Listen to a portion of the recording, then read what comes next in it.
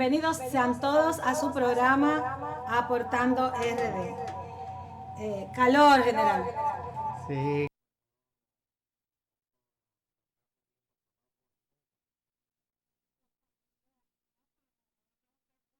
Fuerte. está fuerte y aquí el estudio no está fácil. Ahora yo estoy sintiendo un poquito más el aire, pero veníamos de la calle, ya usted Fue que sabe lo que... abrieron la puerta. Ah, debe ser. Pero nada, No, no podemos dejar de no, llevar. no se lo atribuya a esto de que a al esto. vejestorio, no. No, Hoy vamos a hablar de envejeciente. usted y yo somos jóvenes. Somos dos muchachos Nosotros jóvenes. somos, sí, edad, ¿cómo se llama? Adultos mayores. Sí, no, Adultos. menores. Somos dos menores. Sí, bueno, somos dos menores.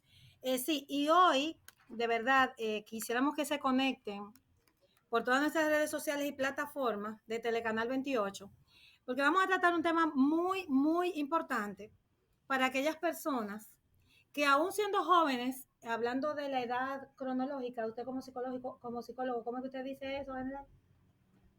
La edad cronológica Los años, cuando usted cumple años. cuando se cumple años. Sí, o sea, hay personas que sin haber cumplido muchos años inician una etapa de envejecimiento. Ah, ¿Cómo es que se llama esto? los jóvenes viejos y los viejos jóvenes. Bueno, viéndolo así como un poquito más Sí. fuera de enfoque, nosotros aquí tenemos hoy un profesional que estuvo aquí déjeme decirle, en el 38 Congreso sobre Estrategia para el Fortalecimiento de la Competitividad y Transformación Organizacional. Pero él estuvo una conferencia muy interesante y quisiéramos hoy, bueno, para que todos puedan participar, e incluso aquí en el estudio, él dice el impacto del envejecimiento de la población. El doctor Juan Eduardo Cross, que ya ha estado con nosotros hablando de esta parte, o sea, recuerden de los de 50, de si hay vida después de los 50, hemos tenido varios episodios y es importante para todas aquellas personas que sin haber cumplido una edad para ser envejeciente, el envejecimiento les ha llegado y les llega por una incapacidad, por una inmovilidad, ya sea motora, física, psicológica. Entonces ahí sí podemos decir que llegó el envejecimiento, pero no porque haya cumplido cuántos años. Hay quienes dicen que la edad está en la mente. Es Está en la mental, mente, los no, años no como... en el cuerpo. Que el verdadero envejecimiento está fundamentado en cómo cada persona se maneje en base a su sistema de creencia, porque yo he visto mujeres de 60, de 70 años que brincan más que cualquier muchachita de 15 y de Ajá, 20. no me hable de años, que no me esté No, no, no, sacando no, no. años a Yo mí. he dicho y ahí he confirmado que la edad no está precisamente en el calendario, está en el espíritu del ser humano. Mire, realmente es así, pero a veces hay personas que por asunto de enfermedad, el proceso de envejecimiento, pues los lleva incluso a la inhabilidad. Y a veces hablan también de adultos mayores, casi en todas las encuestas y en los estudios, y no hablan precisamente de que el envejecimiento es una condición y como usted dice, la actitud, la forma de vida, el victimizarse también, querer retirarse, los lleva a esto. Y yo también puedo decir que yo me encontré, no voy a mencionar el nombre acá, porque lo vamos a invitar un día de esto, un doctor que es asesor de altos estudios, que tiene 83 años, doctor, y él viaja el mundo. Él viene de Europa, a veces viene y se queda por un buen tiempo en América Latina y está vivito. Entonces, cuando yo le digo a mi mamá, ¿qué es lo que usted está pensando? Dije que ya usted vivió. Y yo veo que todavía hay vida, incluso en ese momento donde usted cree que ya porque cumplió 80 años, ya usted dice que está fuera, está out y se debe pensionar. Es que el retiro es un asunto que no depende de la edad, depende más bien de las condiciones espirituales del ser humano. La edad en verdad lo que te muestra a ti es que debes aprovechar el tiempo para vivir contigo mismo y vivir con los demás en una espiritualidad y en una armonía que te hagan merecedor de ver cada día. Entonces, en ese sentido, nosotros debemos pensar que la realidad que nos contraña a nosotros en relación al periodo que avanzamos en cuanto al paso de los años, lo que nos va a llenar a nosotros es de madurez, o debe llenarnos de madurez, porque hay personas que le pasan los años y tú dices, siguen siendo los mismos muchachos, pero no los mismos muchachos por el espíritu, sino por la falta de madurez que tienen, que piensan y siguen retosando y siguen las mismas chanzas que cuando tenían 15, cuando tenían 20. Es decir, la madurez debe avanzar con la edad, pero a veces hay un refrán que dice que el hombre es niño y el niño es hombre. Hay niños que tienen una madurez increíble, niños de menos de 10 años, pero hay hombres de más de 50 y de 60 que tienen comportamiento de niño. Entonces uno, desde el ámbito de la psicología, se pone a buscar a qué se debe esto. Es que no puede madurar el tiempo con el cuerpo, con el paso de los años a través del envejecimiento, porque una cosa es el envejecimiento. El cuerpo madura porque va generando las famosas arruguitas que son propias de los años, doctora. A usted y a Ese mí es un no, adorno, ese a es un usted y a mí adorno. no nos ha llegado todavía ese momento, ni al camarógrafo tampoco, que es un muchachito, pero cuando empiezan las arrugas, que lo que indica es la madurez del paso de los años, se supone que va madurando el espíritu, pero a veces la inversa, a veces es inverso, que el espíritu se queda como rezagado en un pasado y no madura y no se inmuta y no florece, pero tampoco crece. Entonces nosotros tenemos la oportunidad a través de estos programas, estos espacios, los libros de crecimiento que ayudan mucho, la socialización con personas que tengan o que nos lleven cierto averaje, cierta cancha en cuanto a lo que es la vida, en cuanto a lo que es la realidad del mundo, porque hay diferentes etapas que tiene el ser humano y uno debe reconocer y comprender que no todas las etapas son iguales y que hay que concertar la diferencia entre una etapa y otra. Y la gran diferencia está en qué hemos hecho. Y eso lo podemos analizar, que en una ocasión tuvimos menos madurez y que en otra alcanzamos una plenitud de madurez. Y ahí se nota cuál es el flujo de nuestras acciones en beneficio de nuestra superación emocional, espiritual y sentimental, que es lo único que nos catapulta en una vida plena. Sí, doctor. Y vamos a darle paso. Vamos a ver si el máster nos tiene una foto, una imagen de nuestro invitado del día de hoy, quien es un colaborador de verdad que agradecemos muy bien. Es Juan Eduardo Cross y su experiencia en la República Dominicana en este congreso tan interesante. ¿Cuál es la especialidad de Juan Eduardo Cross? Ahora mismo él es el presidente de SLADA Internacional y está trabajando lo de la edad madura, la edad plateada, todo esto, y que lo estuvimos aquí en el pasado. Su conferencia fue el impacto del envejecimiento de la población. Adelante, doctor Eduardo. ¿Cómo les va? ¿Me escuchan bien? Sí, pero no se está viendo ahí. Perfecto. Si usted me pone de manera horizontal el teléfono, se va a ver completita la imagen. A ver si se puede, No. si su teléfono puede, sí. Que no está haciendo el...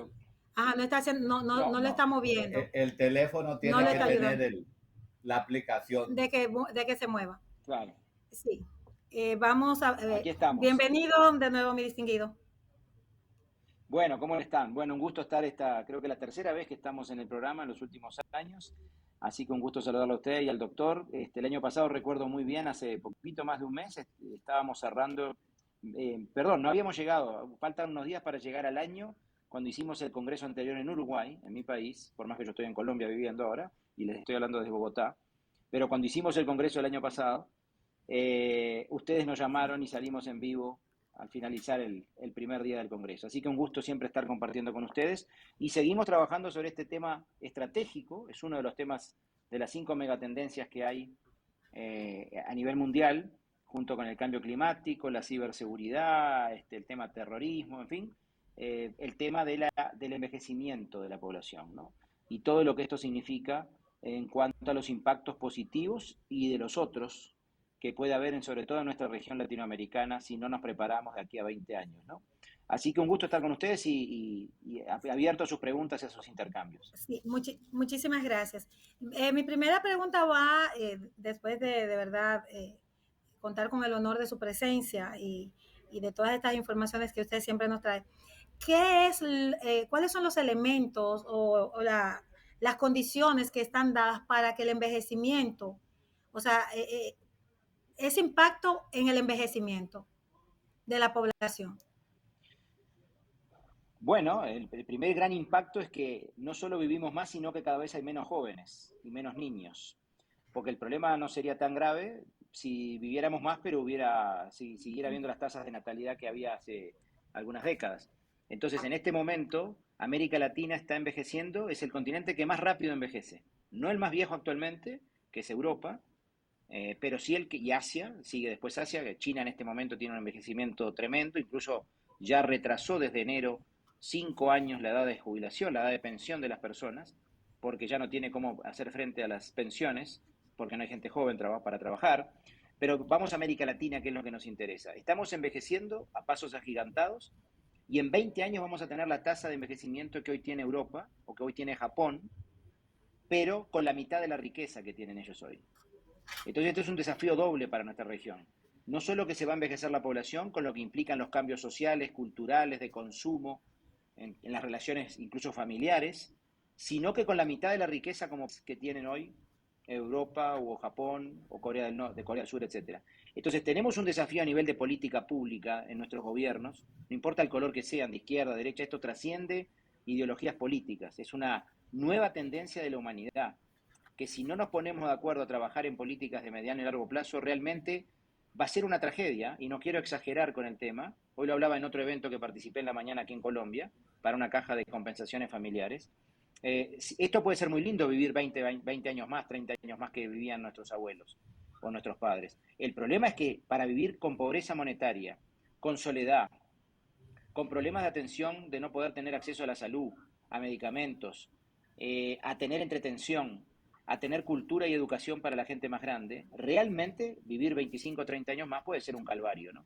Entonces, la etapa más larga de la vida, que ya lo es y lo va a ser cada vez más después de los 50, 55 años, hasta promedios de 80, 85, 90, como ya tiene Japón, 88 ya tiene España, y nosotros en América Latina ya estamos en promedios de orillando los 80, puede ser una tragedia. Entonces, la buena noticia es que vivimos más. La mala es que si no nos preparamos, y es que para la gente que hoy es joven, que hoy es niño, que hoy es adolescente, que hoy tiene 30, 40 años, si no se prepara financieramente, si no se previenen problemas de salud crónicos, porque si no empezamos después con problemas crónicos de salud, que no nos van a matar, pero tenemos que vivir 30 años con diabetes, con presión arterial, con problemas de obesidad. Todo eso hay que prevenirlo desde joven. No se puede empezar a los 60, que es un poco el límite etario, como decía el doctor, la edad cronológica, no biológica necesariamente, la edad cronológica que tomamos en el mundo para decir es un adulto mayor. Perdón, ya en Corea del Sur ya un adulto mayor recién se le llama a los 70 años. Para que entiendan la diferencia, cómo se van estirando estos números a 65 y 70. En Suecia igual, en Japón igual. ¿Por qué? Porque como viven más y son tan pocos, se le llaman sociedades súper envejecidas. En esas sociedades ya para llamar a alguien adulto mayor o persona mayor se habla de los 70 recién. Pero en América Latina todavía hay un consenso muy asociado a la edad de retiro de trabajo, a retiro laboral, asociado a los 60, que es un error, porque vamos a tener que trabajar más también y por ende vamos a tener que seguir estudiando, formándonos para otras cosas, saliendo del mercado laboral, teniendo empresa, volviendo a ser empleado. Es decir, se acabó el mundo de las 3 o 4 etapas clásicas que era jugar, estudiar, trabajar y retirarse para esperar la muerte. No, ahora vamos a un mundo de múltiples etapas, de reciclos. Vamos a tener que volver a estudiar a los 40, a los 50, a los 60. Vamos a ser empleados, vamos a ser empresarios. Estamos haciendo. Vamos a volver a ser empleados. Exacto, exacto, lo estamos haciendo. Sí. Claro. Y las universidades tienen mucho que hablar ahí. Pero adelante ustedes. Queríamos, después de esa gran aclaratoria que tú has hecho en relación a este tema, a sabiendas de la gran crisis ahora mismo demográfica que se está presentando en la mayoría de los países de Europa y en la misma China, que ha tenido un gran descrecimiento en lo que es su población como resultado de que ya los jóvenes no quieren compromiso, ya los jóvenes no quieren tener una responsabilidad social con el Estado después de la declaratoria del hijo único y que ya China lo ha modificado a que puedan tener dos y hasta tres, pero ya la juventud se ha acotejado a no tener responsabilidades y la población china se está envejeciendo a una manera, podríamos decir, multiplicadora. La gran tasa de desempleo, la gran tasa de envejecientes y, como tú acabas de decir, eh, la gran crisis ahora mismo económica de China, producto de que ha bajado bastante su expectativa en cuanto a lo que es su PIB, su balanza comercial, ha bajado mucho lo que es el ámbito de la calidad de vida y sobre todo en el ámbito de los envejecientes. Entonces, nosotros, a sabiendas de que no es una condición propia de China, de Europa, sino también en el Asia, Japón está pasando por la misma crisis, Corea del Sur, pero en Latinoamérica yo entiendo que es la región donde menos se está visualizando ese gran dilema sobre lo que es el envejecimiento en relación a lo que es la calidad de vida. Y en ese sentido te queríamos preguntar, ¿cuáles estrategias tú entiendes que son las más pertinentes que debe establecer el Estado como parte de su política interna para afrontar esta realidad que está ahora mismo viviendo el mundo ante una crisis existencial y económica que está difícil de menguar debido a que la economía global ahora mismo está en crisis? ¿Qué nos podrías decir en ese sentido? Bueno, muy bien, buena pregunta, doctor. Hay varios frentes que hay que trabajar ahí, ¿no? Primero, a nivel público, sabiendo que somos países más pobres, que estamos con productos, por problemas de crecimiento de nuestro producto, tenemos además grandes problemas de distribución de riqueza, que ese es el gran problema de nuestra región. Aquí ustedes piensen que, al menos voy a hablar por Colombia, donde vivo y donde conozco más, se pensionan hoy solo el 30% de las personas. Es decir, hoy, sin el envejecimiento que se viene, hoy se pensionan, tienen una pensión después de los 62, 65 años, solo 3 de cada 10 colombianos. Entonces, si acá no cambiamos en América Latina, no sé los números en República Dominicana, pero asumo que también hay un nivel de informalidad, porque esto pasa por un tema de economía informal que hace que las personas de joven no aporten al sistema pensional porque no creen, porque no les sobra, porque se gastan el dinero en otras cosas, en fin, no importa. La cuestión es que cuando lleguen a los 60 y algo de años no van a tener ni siquiera una pensión mínima, sumado a países que no tienen suficientes recursos. Uruguay, por ejemplo, es al revés. 9 de cada 10 uruguayos tienen una pensión, que es un poco una excepción en América Latina. Entonces, después la gente en Uruguay sí se queja de que es poca la pensión, pero por lo menos tiene una pensión. E incluso el que no la hizo aportando, después de los 70 años, tiene derecho a una pensión que se llama la vejez en mi país, que es un salario mínimo en Uruguay, ¿no? Estamos hablando de unos 500 dólares por esa persona de más de 70 años. Se le paga la renta en mi país a personas que demuestran que no tienen patrimonio, que no pueden pagar un alquiler. El Estado los ayuda para pagar el arrendamiento, los gastos de administración de su casa. Pero no quiero hablar de Uruguay, esto no es un tema de decir que estamos mejor, ¿no? Porque tenemos mucho por delante para trabajar y somos una población pequeña además.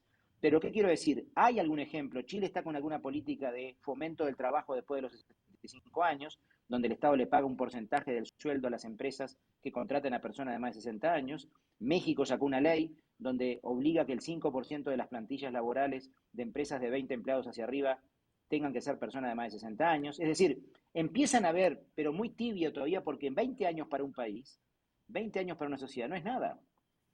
Va a pasar muy rápido y vamos a tener el problema, sobre todo a mí me preocupa no solo de la pensión, me preocupa el tema de prepararse en cuanto a la soledad en la vejez, a no tener resiliencia social, que dice el Foro Económico de Davos, que hay que construir resiliencia social, es decir, muy sociales, muy unitarias. Ustedes, yo creo que lo hablamos el año pasado, hay un documental en Netflix que recomiendo ver, que se llama Las Zonas Azules, y las 5 zonas azules donde más gente de más de 100 años hay, que es en el sur de Japón, Okinawa, en una parte de Grecia, en el sur de Italia, en Costa Rica, en una región de Costa Rica y en un estado de Estados Unidos, son 5 regiones.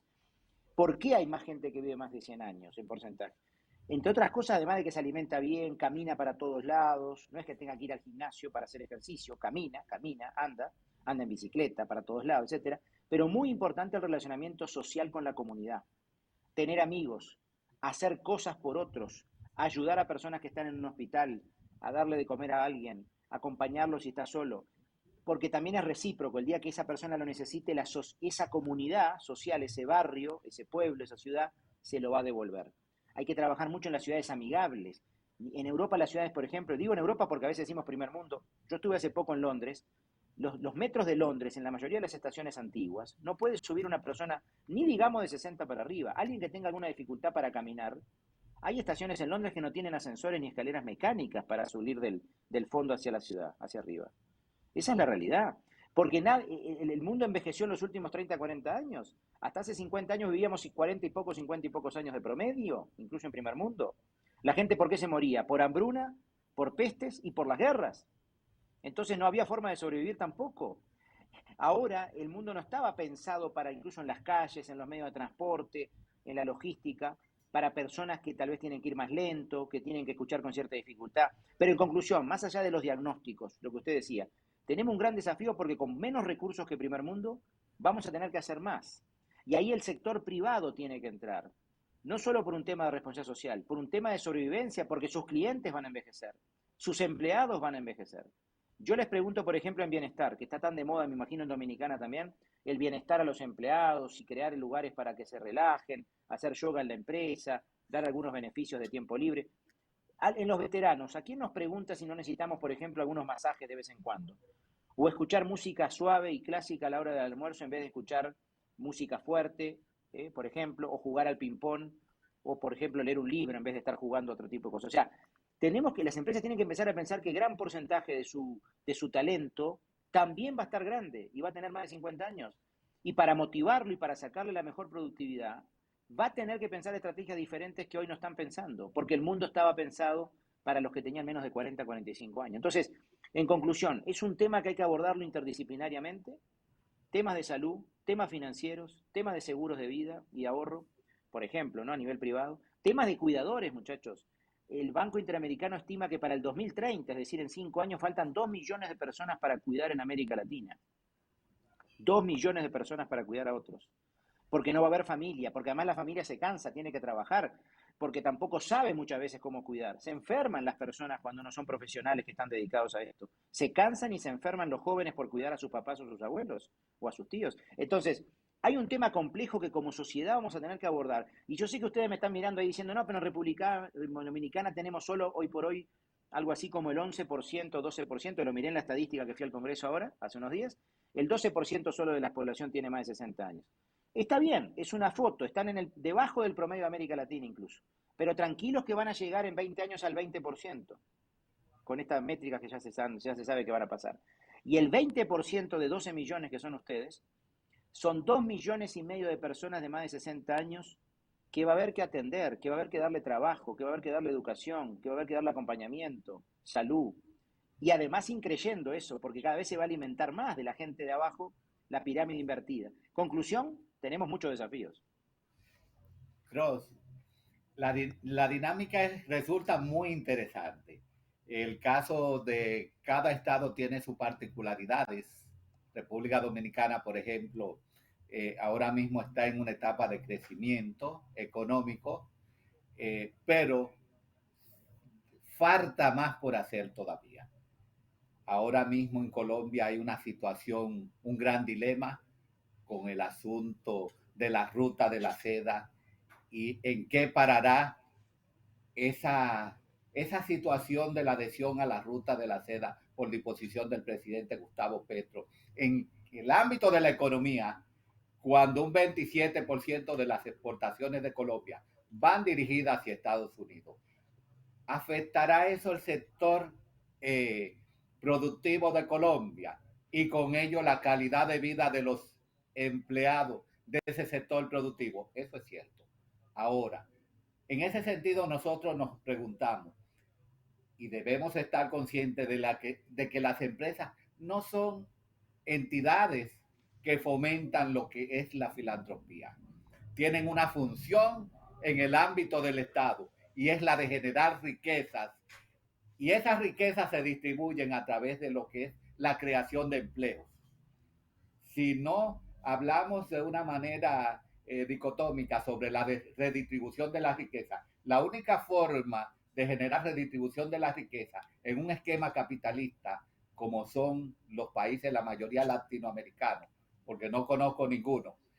China, que practica prácticamente un comunismo, tiene un capitalismo, una economía capitalista, con un gobierno prácticamente, un Estado partido.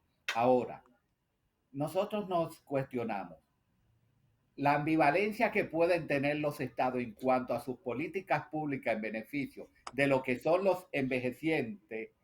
Muchas veces no piensan en el envejeciente, se convierten en indolentes, porque solo piensan en el desarrollo, en ver qué voy a dejar para que me reconozcan como gobernante en el día de mañana. Y es una de las grandes crisis que existen dentro de los sistemas políticos, donde la identidad de lo que quiero ser va en un sentido contrario a lo que en verdad soy.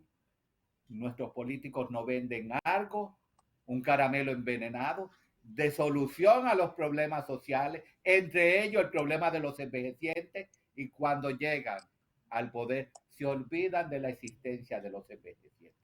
Y vamos a abarcar un aspecto más dentro de lo que es el sistema familiar. En el sistema familiar y la tipología de la familia, hay una familia que se denomina la familia del nido vacío.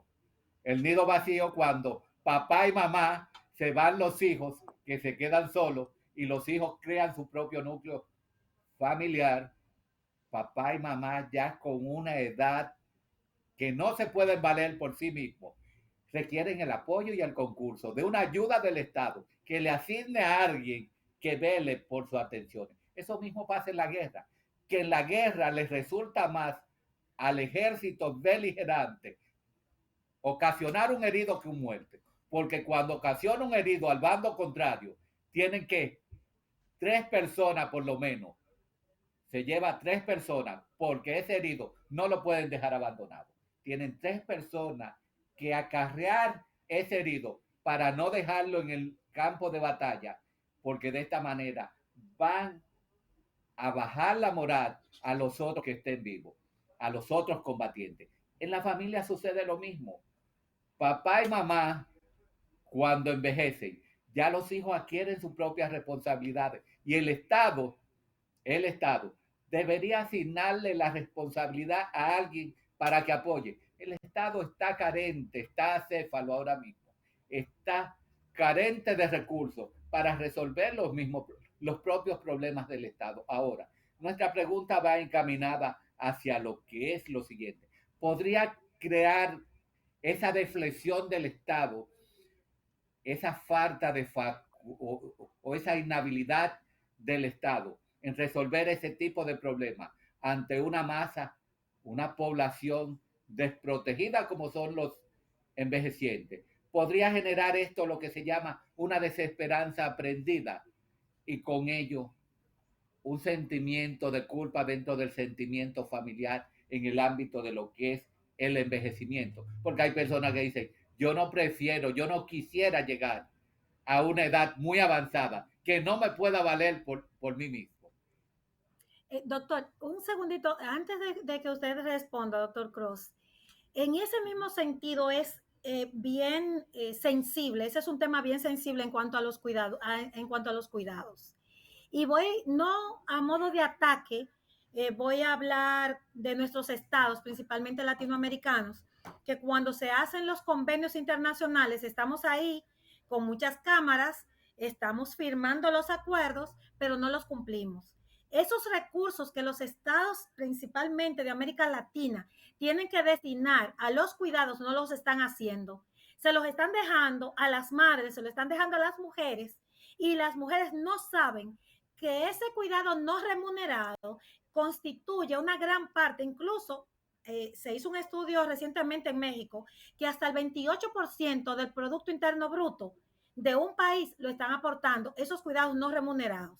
Esas cuidadoras que se llaman que no trabajan, que asumen la suegra cuando se enferma porque tú no trabajas, que asumen el niño que nació con una condición, que no, el que se también se fracturó una pierna o un brazo, también lo viven asumiendo. Cuando el Estado tiene por obligación, asumió la obligación incluso en sus constituciones, a asumir y a dedicar ese presupuesto, y muchos lo tienen y no lo dan, para esos cuidados, y esas políticas públicas de las que usted habló, también que estén ahí.